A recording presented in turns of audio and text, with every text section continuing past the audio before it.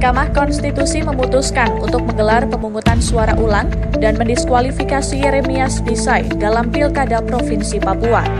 Keputusan itu dibacakan saat sidang perselisihan hasil pemilihan umum atau PHPU 24 Februari 2025. Saya juga setuju PSU untuk itu tanggapan anak muda.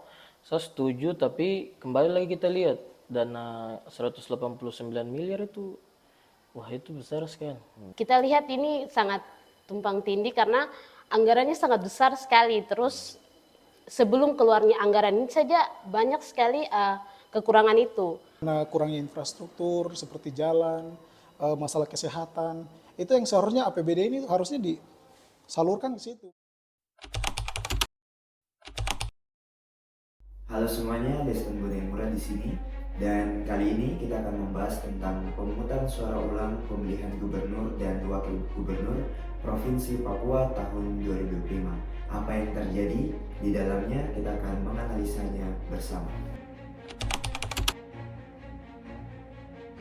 Nah, seperti yang kita semua sudah tahu bahwa pemilihan suara ulang gubernur dan wakil gubernur Provinsi Papua tahun 2025 itu terjadi atas sebuah alasan tentunya.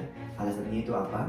Berdasarkan keputusan Mahkamah Konstitusi nomor 304 tahun 2025 yang diputuskan bahwa salah satu calon dari pasangan gubernur dan wakil gubernur dalam pemilihan serentak pemilihan kepala daerah gubernur dan wakil gubernur Provinsi Papua tahun 2024 tidak memenuhi syarat, yaitu Bapak Yeremias Bisai, di mana beliau tidak memenuhi syarat dalam pencalonannya sebagai wakil gubernur. Sehingga dari keputusan Mahkamah nomor 304 tahun 2025 ini secara resmi membatalkan pencalonan beliau dan juga membatalkan keputusan KPU Provinsi Papua yang telah menetapkan pasangan Benhur Tongimana dan juga Yeremias Bisai sebagai pemenang dalam pemilihan gubernur dan wakil gubernur Provinsi Papua tahun 2025.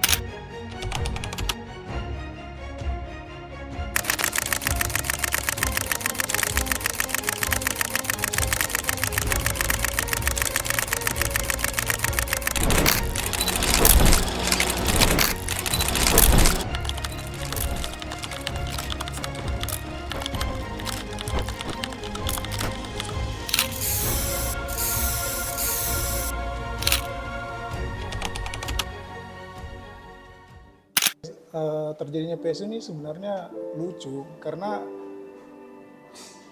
bagaimana ya bilangnya, apakah ini error dari KPU atau memang ada permainan di dalam? Karena begini, apakah waktu paslon yang terkait ini memasukkan mereka punya perlengkapan untuk persyaratan untuk maju itu tidak diperiksa dulu, sehingga mengapa saat sudah mereka terpilih diangkat menjadi masalah lagi? Itu menurut saya sesuatu yang lucu, karena kalau melakukan PSU ulang kan kita harus mengorbankan APBD provinsi kita yang kita tahu di mana kan kita sudah, Papua ini sudah tidak seperti dulu lagi. Kan dulu kita punya 15 triliun APBD, tapi sekarang karena kita sudah dimekarkan, jadi kita hanya punya 2 triliun saja.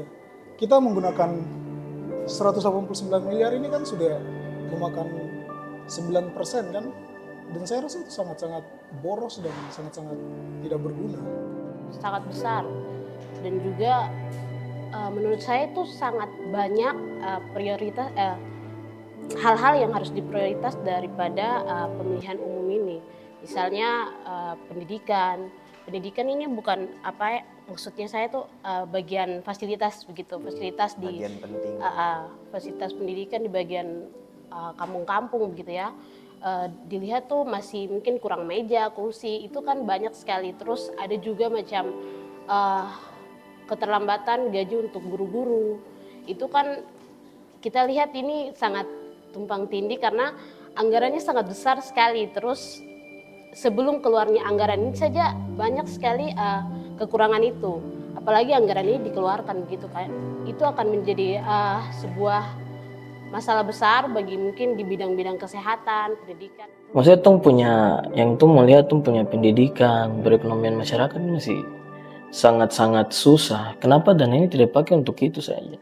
Dampak yang sangat besar juga di bagian sektor-sektor pendidikan, kesehatan karena pengurangan anggaran ini. Gitu. Dengan APBD yang hanya 2 triliun, terus 9%-nya kita pisahkan untuk PSU ini, itu saya rasa sangat boros dan sangat tidak tepat sasaran karena kita di daerah kota Jayapura dan di wilayah Kabupaten Sentani saja tuh fasilitas pendidikan itu masih sangat kurang dan belum merata. Bagaimana kita bayangkan dengan di kabupaten-kabupaten lain yang belum terjangkau karena kurangnya infrastruktur seperti jalan, masalah kesehatan. Itu yang seharusnya APBD ini harusnya disalurkan ke situ, bukannya kita potong lagi dari kabupaten-kabupaten yang sudah mengalami kekurangan ini untuk memfasilitasi sesuatu yang sebenarnya kesalahan dari KPU, entah itu KPU pusat atau KPU provinsi. Seperti begitu. Saya pikir itu sama sih, harus pertimbangkan lagi. Saya akan menggunakan suara saya karena untuk menentukan pemimpin yang mungkin lebih baik untuk Provinsi Papua. Ya, saya akan tetap menggunakan hak pilih saya karena saya ingin memilih pemimpin yang baik, yang setidaknya karena anggaran sudah habis di PSU ini penggunaannya tidak tepat sasaran, setidaknya pemimpin berikutnya ini akan lebih memfokuskan kepada hal-hal yang kurang itu, ke pendidikan, ke kesehatan, dan infrastruktur, seperti begitu.